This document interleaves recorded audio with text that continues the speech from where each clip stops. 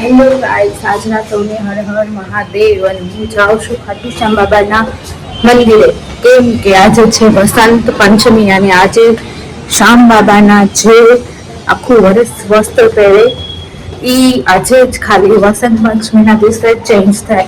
તો ઈ જે ચેન્જ કરે ઈ વસ્ત્ર એના ભક્તોમાં પ્રસાદ રૂપે બાટી દે. ઈ હું લેવા માટે હું જાઉં છું, જેને કહેવાય છે બાબાના બાગા. તો હું લેવા જાઉં છું. મેં લાસ્ટ યર પણ લીધું હતું અને આ વર્ષે પણ મારે જોઈએ છે. તો હું જાઉં છું ખાટુ શ્યામ બાબાના દરબારમાં પ્રસાદ લેવા માટે. તો ચલો તમને પણ મળાવું ખાટુ શ્યામ બાબાના મંદિરે. ચલો, હર હર મહાદેવ. તો ગાઈસ, આપણે બાબા માટે પ્રસાદ લઈ લીધો છે અને આપણે જઈશું શ્યામ બાબાના દરબારમાં. ચલો જઈએ.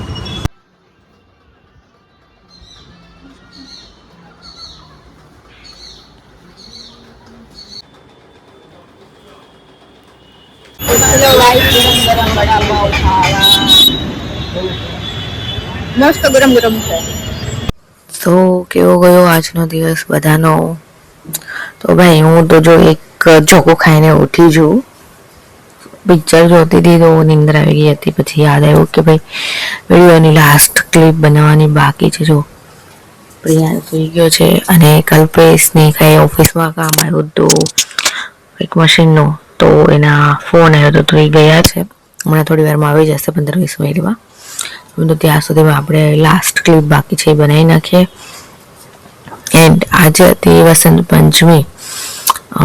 તો આજે ખાટુ શ્યામ ભગવાનની આખા વર્ષમાં જે કપડાં પહેરાવે એ ચેન્જ કરે.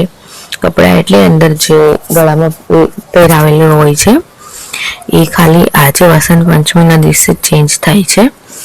તો એ પછી ચેન્જ કરે.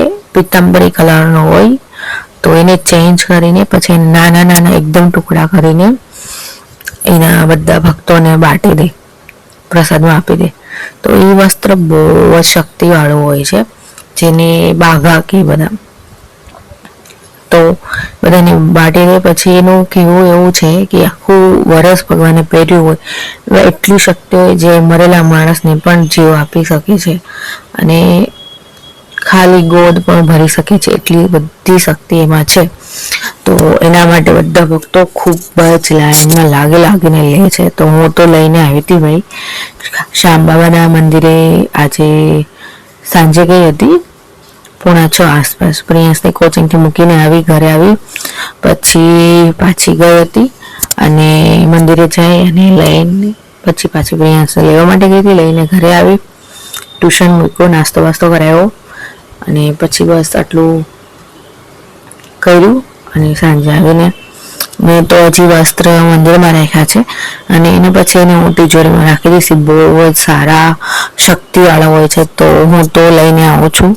અને જે પણ ખાટુ શ્યામ ભગવાનને માનતા હોય એ વસંત પંચમીના દિવસે જ ખાલી એ ચેન્જ થાય છે. તો લઈને રાખજો તમારી પાસે. બહુ જ શક્તિ હોય છે એમાં. મેં મારી 1 થી 2 ફ્રેન્ડને પણ સજેસ્ટ કર્યું હતું, પણ એમાં એક કન્ડિશન હોય છે કે તમે ચિકન વગેરે ન ખાવા હોવા જોઈએ. જોકે ગુજરાતીમાં તો બહુ ઓછું ખાય બધા.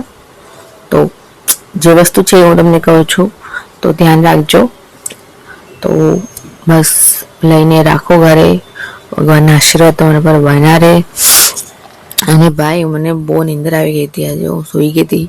પિક્ચર લગાવ્યું હતું તેરે ઇશ્ક મેં, નેટફ્લિક્સ પર આજે રિલીઝ થઈ ગયું હતું.